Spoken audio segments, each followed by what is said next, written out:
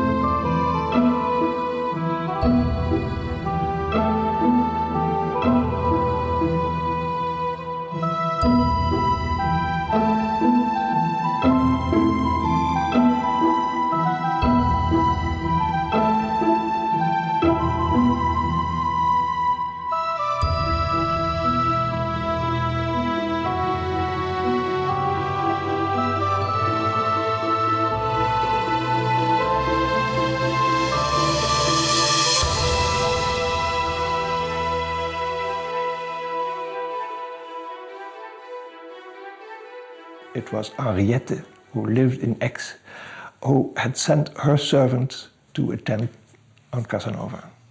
We know now that she lived in Aix-en-Provence. If you want to figure out where Henrietta lived and who she really was, you have to work with what Casanova writes. Everyone who wants to study Henrietta has only one fixed point in the memoirs. First, Henrietta is not her real name. So who was she? This fixed point in the memoirs is La Croix d'Or, the Golden Cross. And we are here in the place where they have the oldest modern map from 1834, in which the Croix d'Or is mentioned. We know exactly where it is, and that is certain. And Casanova came from Marseille, which is there, went this way with his coach, the old road from Marseille to Aix. Here is the Croix d'Or, and then he continued to the city of Aix, Aix-en-Provence. And then at the Croix d'Or, he says, I found Henrietta's house 1 mile, and a mile, I was told, is 4 kilometers further than the Croix d'Or. Now, of course, I told you there were several detectives, and one of them says the house of Henrietta is to be found right next to the Croix because he says Casanova made a mistake. This road didn't exist in those days. You had to go this way, around it. Another Casanovist from Aix, Mr. André, says we have to go this way, around it. And then 1 mile, these 4 kilometers, and then we come up to a different place. On this map you see enlarged the same thing as down below there. This is the auberge, the hotel, the cafe, and right on this corner there is an 18th century sign of the Croix d'Or, which is, the whole area is marked the Golden Cross. From there on, there are 2 different detectives living. One of them is Mr. Václavic, who says we have to look here for a house, a castle. And he finds the castle of Albertas. But we're going to meet another man from Aix, Mr. André, who has a different opinion and also has some proof of it. And he says, no, the house we are looking for, where the real Henrietta lives, is up there somewhere. But the 2 fixed points are here, this auberge and the sign which you find in the bush.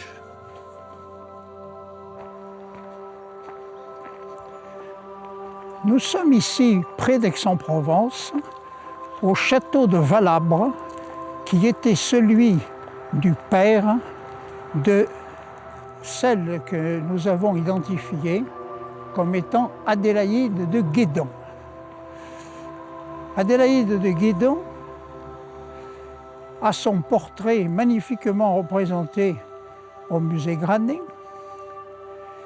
et elle a divers titres. Elle est candidate au rôle d'Henriette.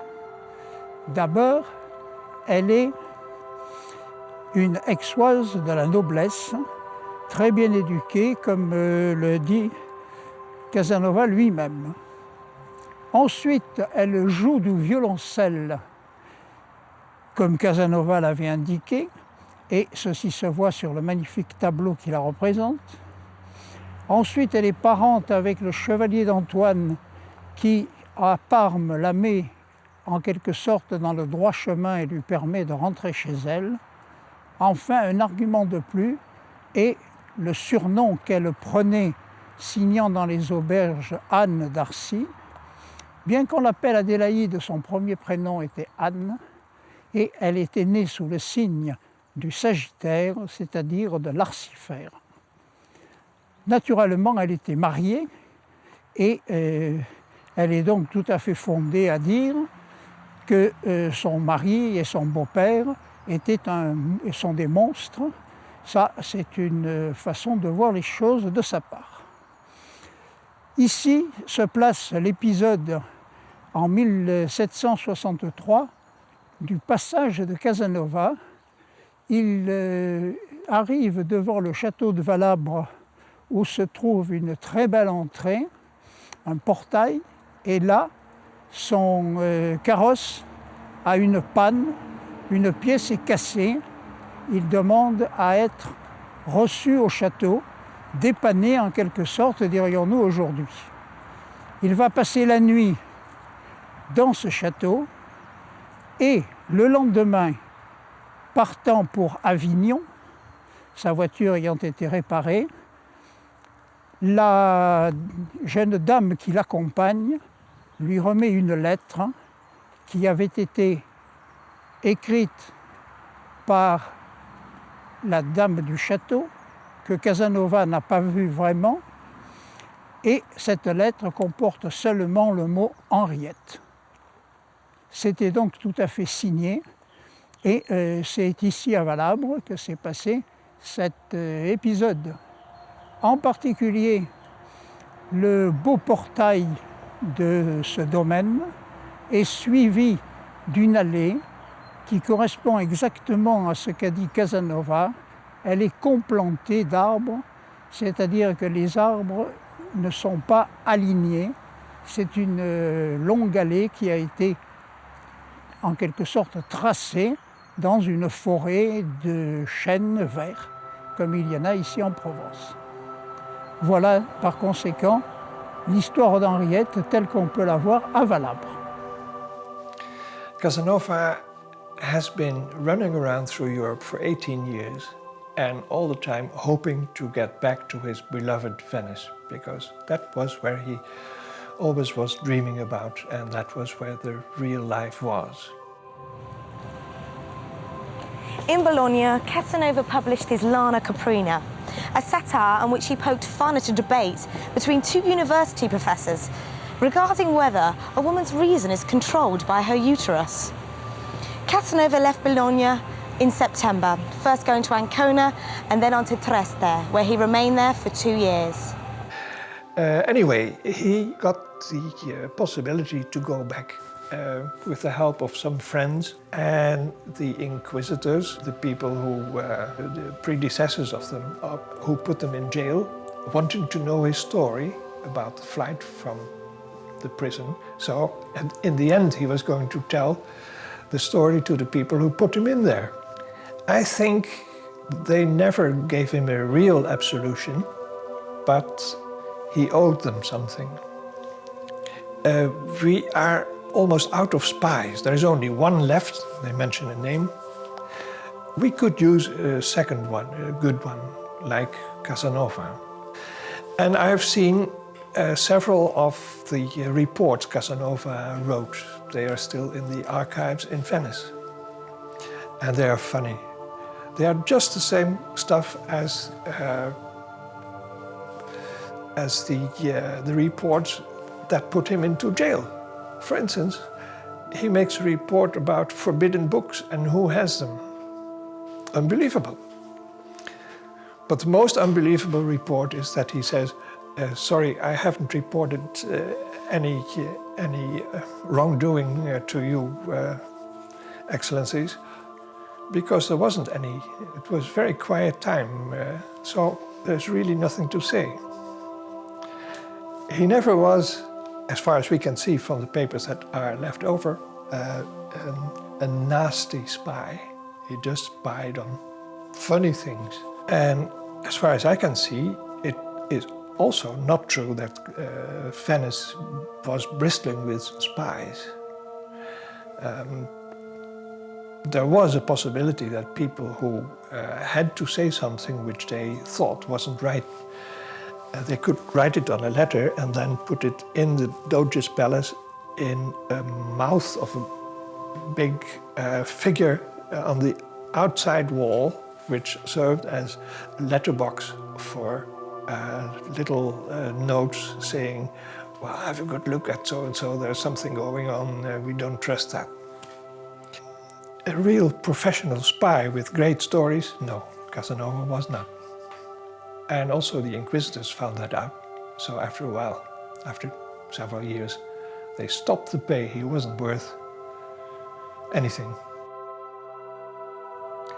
Another girlfriend is Francesca Buschini. We do not know, we don't hear about her in the memoirs because she appears after Casanova has returned to Venice. And that is the point where the memoirs stop. But we know some nice things about her because her letters are still there. She was a very simple girl. We know her name, we know her mother and a brother of her. We know where they lived because she writes about it in the letters. She was a very nice friend to Casanova.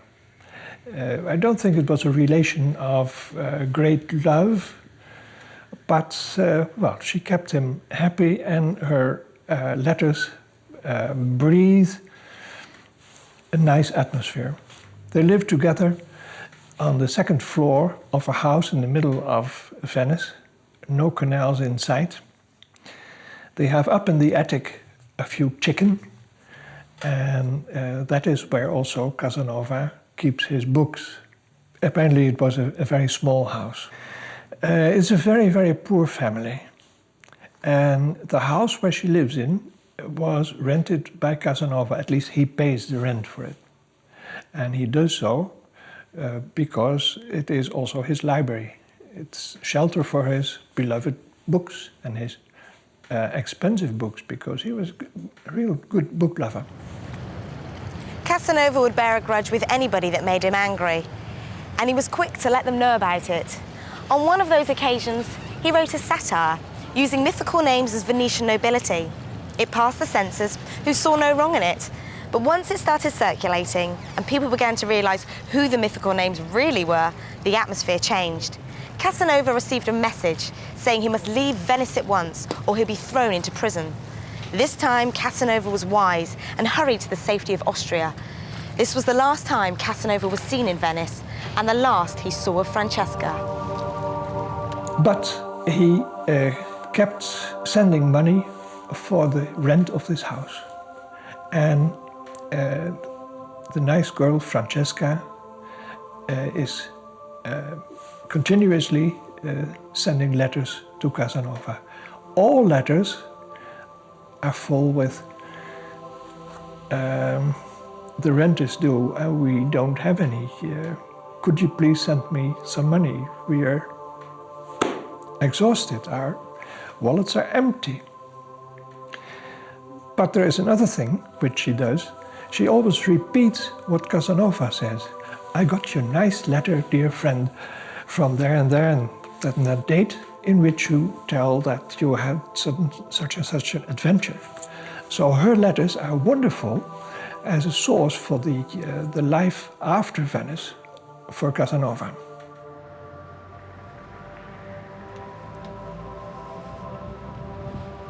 Casanova met Benjamin Franklin during a meeting about ballooning. The first ever manned balloon flight had taken place just a few weeks earlier. Casanova says, I was sitting at the side of Mr. Franklin, and then someone, I believe it was Mr. Condorcet, asked Franklin, Mr. Franklin, what do you think these balloons will ever be able to choose their own direction? And Franklin said, the balloon is still in its infancy. We'll see what happens. Casanova didn't believe that. He said, no, they go with the wind, and there's only one direction. Follow the wind. And he writes to Francesca sometime later, half a year later, and he tells that people in Vienna are constructing a big balloon and that they are really planning to take people up in the air, and that if the wind goes in the right direction, I might go with them, direction Trieste or Venice or something like that. And I don't know if this was a joke of him or that he was serious. He might have been serious because he was a man to dare things like that, to try new things.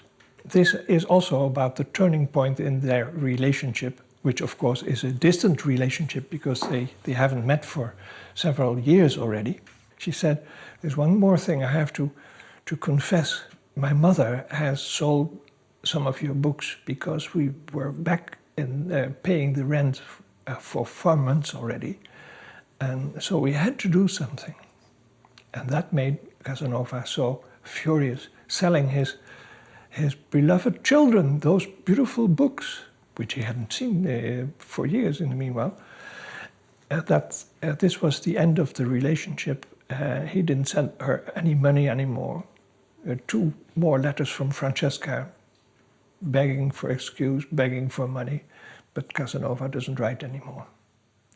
The end of a nice story, of a nice girl, of low standing, but good manners, good intelligence. When Casanova had fled for the second time from Venice, he went to Vienna and became sort of a secretary to the ambassador of Venice. The ambassador didn't speak French very well. Casanova did, and French was the diplomatic language. So I think this ambassador was very pleased to have somebody in his office who could speak the diplomatic language. It didn't last long, this appointment as a secretary, because suddenly the ambassador died. And for Casanova, it was again the question, what shall I do with the rest of my life? In February 1784, Casanova met Count Joseph Karl Emanuel von Waldstein and Prince de Ligne, the Count's nephew. A fellow Freemason with an interest in magic, Waldstein was allegedly a secret Scarlet Pimpernel who swore to save the aristocrats of the French Revolution. Waldstein offered Casanova a position as a librarian in the castle at Dux, in what is now the Czech Republic. And Casanova stayed for 13 long years. He had always been on the road, always been on the move, wondering where his next meal would be, where his next bed would be. And here he had a position where he got paid reasonably. He himself mentioned something, but we know from the financial papers from Waldstein how much it was, and it was almost the highest in the whole rank of the castle. Only the director of the castle got paid more than Casanova, so it wasn't really bad. And here it was that he didn't have to pack all his belongings, his books and his letters into a trunk again and bind them on a coach and go through snow and rain. Here he just could leave them in his bookcase. Dux lies in the foothills of the Ore Mountains, and the coal is so rich and so close to the Earth's surface that it's said that people can warm their homes with coal from their own backyard. Mining is still going on today, and the gardens of the Waldstein Castle would have been devoured if it wasn't for the lawsuits putting a stop to it in the 1960s. In 1913, one of Dux's leading citizens, Bernhard Marr, wrote a detailed catalogue of the letters, and as Europe plunged towards the First World War, Marr worked away quietly on the letters for 2 years. Bernhard Marr, the director of the cast iron factory, and he was allowed to make copies. The Count Waldstein, the then living Waldstein, allowed him to make copies of it. He had no copying machine, but he copied it all himself, by hand. In addition to his monumental catalogue, Marr undertook careful researches into Casanova's years at Dux and the subsequent history of the town. It was very important that Marr did research on Casanova. One of the things that kept him busy was where was Casanova buried? There was a wall around the churchyard. And right in front of the church, there was a big gate. And when people came out of the church, they passed this part, and here oral tradition said that there was an iron cross that on a windy day used to grab girls' skirts. That must have been the place where Casanova was buried. There was only one cemetery, and outside the cemetery, it was not allowed to bury people, so it had to be there. But the cross had disappeared and there was no stone with a name on it. And he has been really searching for that for years. There's a poem by him in which he describes that in one night in a dream he sees Casanova go through Dux. He has just come out of his grave to say hello to somebody probably. And Marr follows him when he goes back and sees, and he wants to see where he goes into which grave. But of course, a fog appears and Casanova disappears before Marr sees where it is. Dux, or Duchov as it is called now, has had its share of recent wars. In 1938, Hitler invaded the Sudetenland and annexed Czechoslovakia. In 1945, Russian troops on their way to Vienna approached Dux. One of the spars of the Baroque church of the castle was turned into a German anti-aircraft gun post. The Russians targeted the tower and silenced the guns, but in doing so, the church caught fire. Today, the roof is restored, but inside is one big war scar. it was so well known in Dux that Marr interested himself in this burial place that one day in 1920, Casanova's tombstone turned up in the castle garden. And Marr wrote about it in newspapers in Prague, in Trieste, in Paris, and to his friends. Now we know where it is. But a bit of a confusion because the tombstone carried the name of Casanova with two S's, Casanova. And it didn't have the year 1798, but 1799. Marr himself has never known what I know now, and what the Casanovas in the West have not known.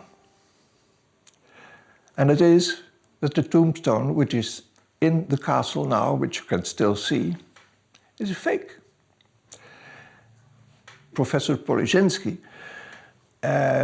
didn't know exactly what had happened, but he said there was a young mason, a young sculptor, working in 1920 at the castle, and it was his first working day, and the older people said, well, why don't you show us that you can do something? Why don't you sculpt the letters Casanova in this stone?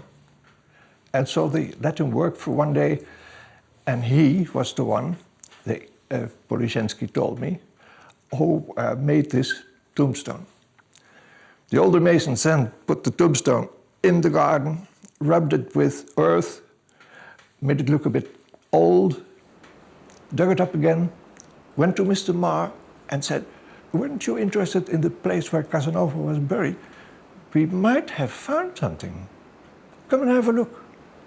And Marr, putting on his hat, went to have a look, and really, this was the revelation. Here was the tombstone of Casanova. Now, I have to tell you, of course, why I know that it is a false one. And it is because someone remembered who was this young sculptor who did it. So I asked this man, Josef Mrazek, does he still live by any chance? Yes, certainly. Right across the water there in that house. And I went there and I saw an old man cutting stone. And I asked Mr. Mrazek, is this story true? And then he retold me the whole story.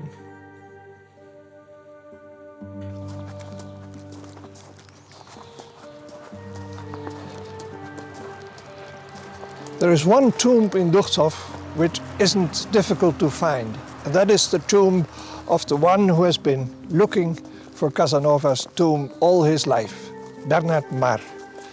And when, in 1998, the crowd of Casanovas from all over the world came here to pay their respect to Casanova, we all went here to Marr's tomb, and that is why I'm going to give this last homage to the great Casanovist, Adolf Bernhard Marr, who died here in 1940.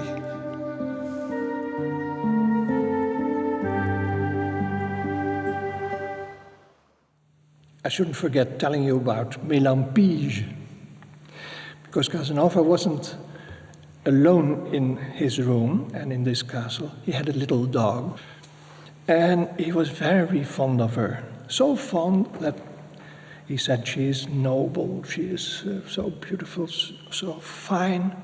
When she got in the heat, he didn't want any dog to touch her, because that would be monstrous. But Mélampige died, and she died after 144 weeks. We know that because he wrote a poem, a very sad lamentation, something like a De Profundis, and he wrote above it, this is 144 lines for the 144 weeks that Mélampige lived. It was a very sad story.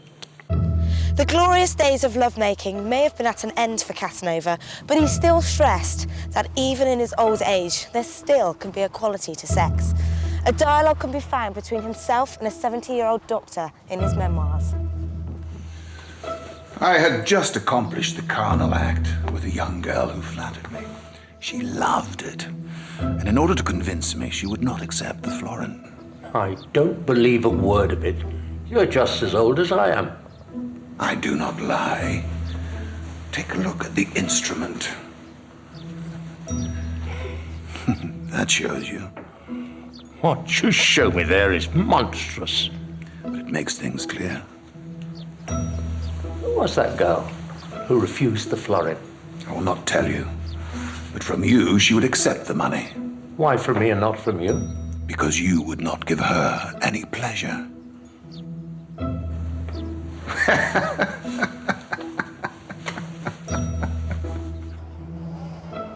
Apparently, rumours had been flying around Dux about Casanova and women. Yet this was long before Casanova had written about the earlier loves of his life. The rumour was that the old man had seduced a young girl. The French Revolution started in 1789. It was first directed at nobility and churches, but soon grew more and more violent. Robespierre was, a philosopher of the revolution, and he thought that if you don't kill the old guard, you'll never have a new situation. The violence of the revolution shook Europe. Waldstein was in Paris in the middle of the Robespierre terror regime. Everybody who was denounced to him was put under the guillotine. And in the meanwhile, the king was taken prisoner by the people from the revolution. And Count Waldstein had the idea, like a Scarlet Pimpernel, to suddenly appear somewhere, steal the king from his prison and bring him out to a safe quarter. Count Waldstein had 3 posts of fresh horses ready. 7 horses here, 7 horses there, and he was going to buy more horses for a 3rd post. 6 for the coach, and 1 for the coachman, 1 for the postillon who was riding ahead. And he thought, if I'm going to take the king and the queen and the son of the king out, I must make sure that where I come, people are not thinking of the king, but of somebody else. So he made the voyage several times with a lady of whom we don't know the name, and with a young girl, and slept at a hotel somewhere, paid a lot of money so that he would be beloved. If he would come again, say, there's Count Waldstein, and that's good. He gives big tips, so let's be nice to him.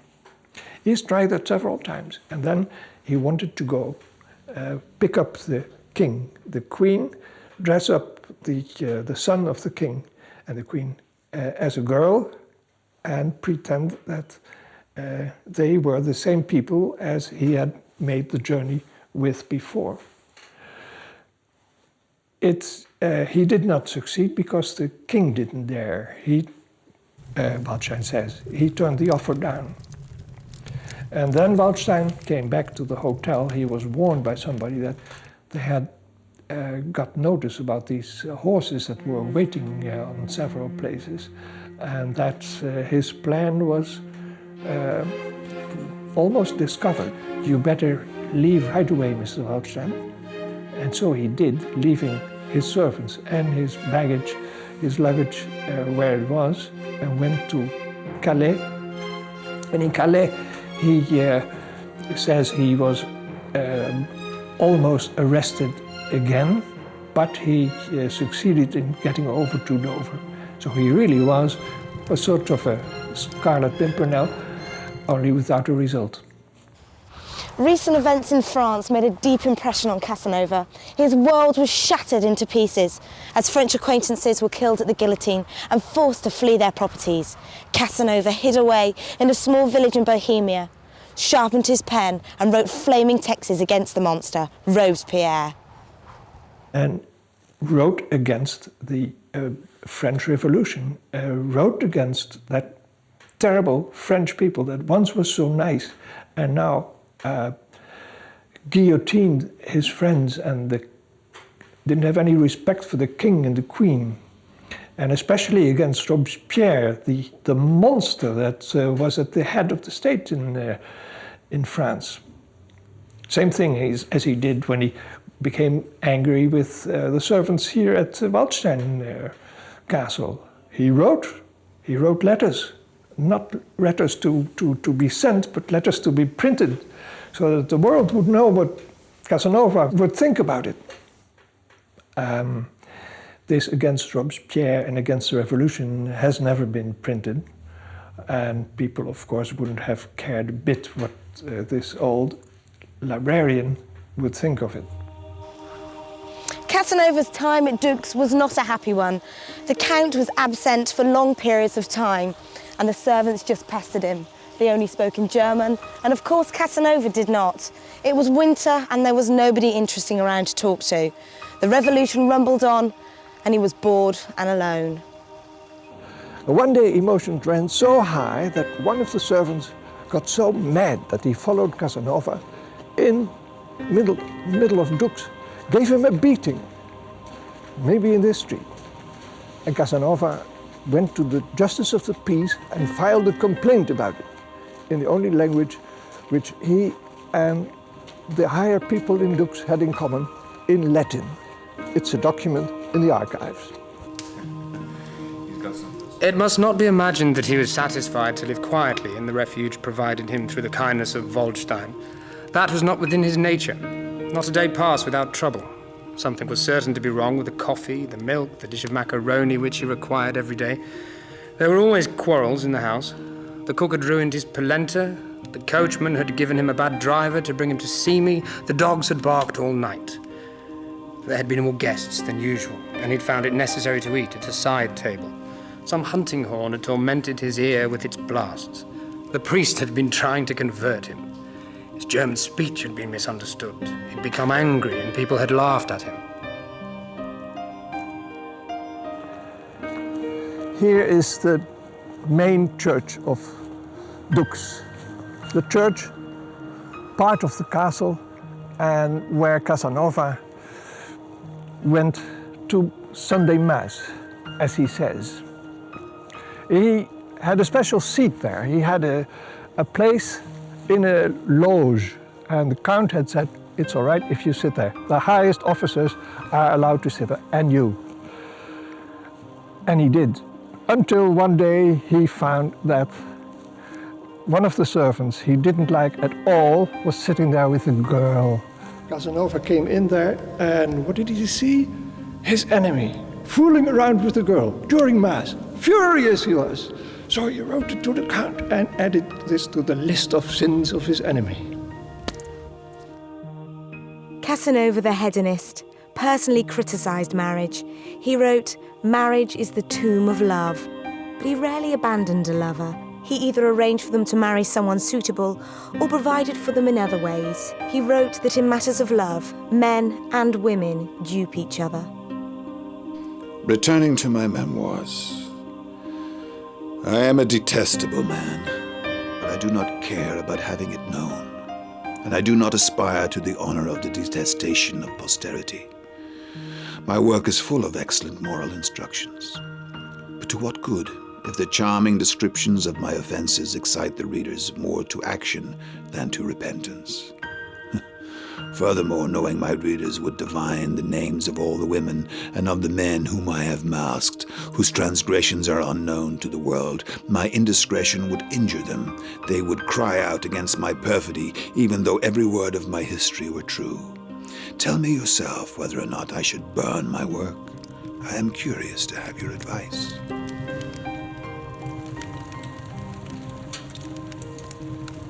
Casanova evidently passed through a period of depression, indicated in a manuscript in Dux, headed, "Short Reflection of a Philosopher who finds himself thinking of procuring his own death," dated the 13th of December, 1793, a day dedicated to Santa Lucy. Life is a burden to me.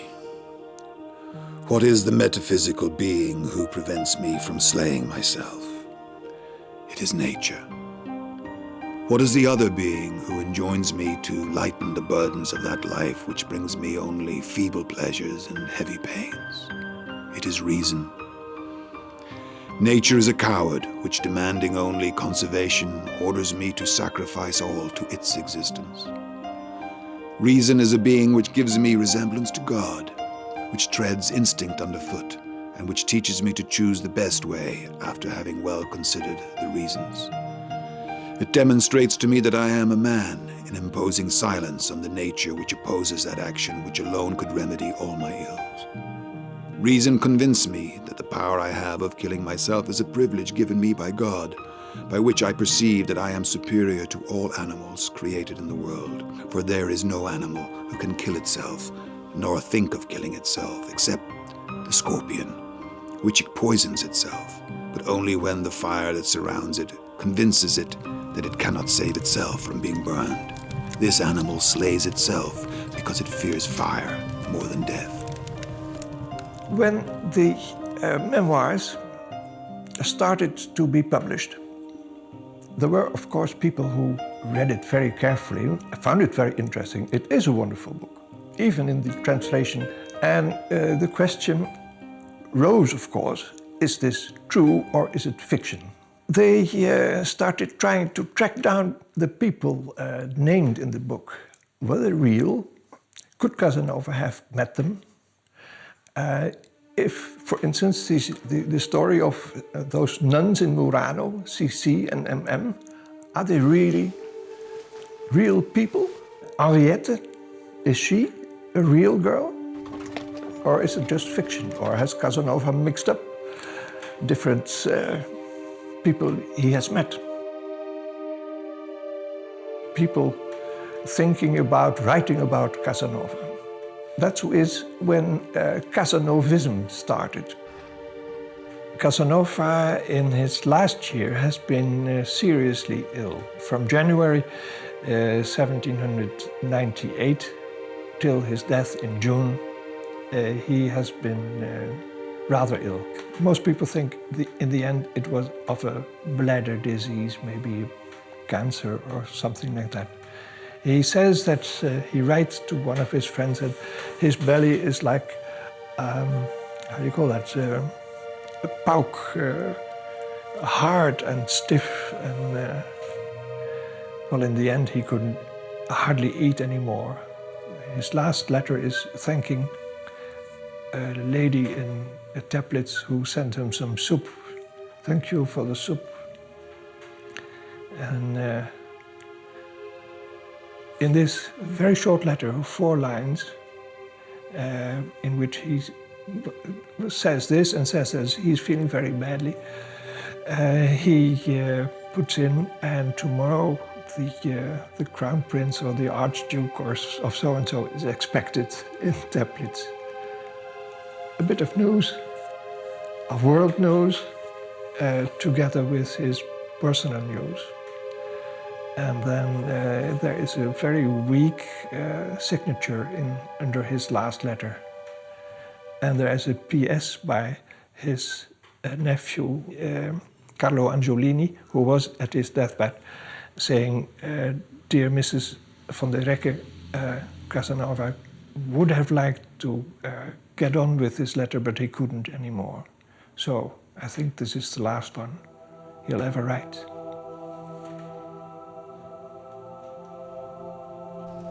I hate old age. It offers only what I already know. Age has calmed my passions by rendering them powerless. But my heart has not grown old. My memory has kept all the freshness of youth. No. I have not forgotten Henrietta.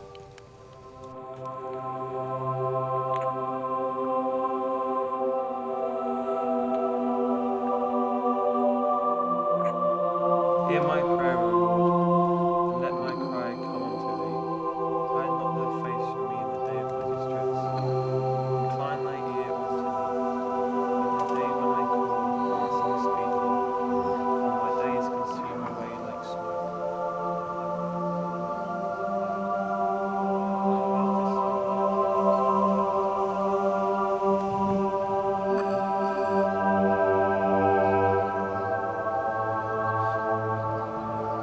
Please take care of my letter. Preserve them. They are my life. My memoir.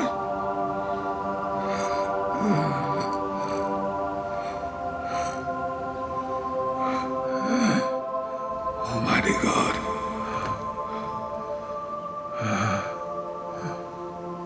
Witness my death. I have lived, Almighty God. As a philosopher. Witness my death. Lived as a philosopher. Almighty God. I die.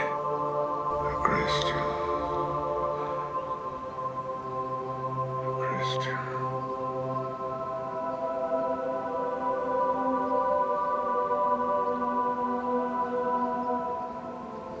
My heart is smitten like grass and withered, for I get to eat my bread. By reason of voice of my groaning, my bones cleave to my flesh. I am like a pelican of the wilderness.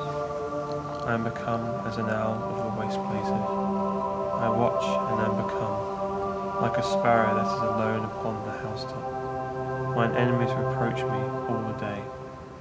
They that are mad against me do curse by me. Since the German occupation in the Second World War, the church of the castle where Casanova once lived remains derelict.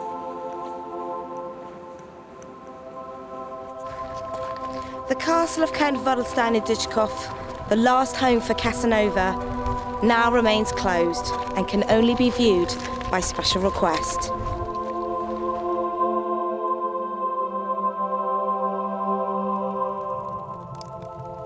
When I recall these events, I grow young again and feel once more the delights of youth, despite the long years which separate me from those happy times. But now that I'm getting into my dotage, I look on the dark side of everything. I am invited to a wedding and I see nothing but gloom. And witnessing the coronation of Leopold II at Prague, I say to myself, Nullo coronari, cursed old age. Thou art only worthy of dwelling in hell.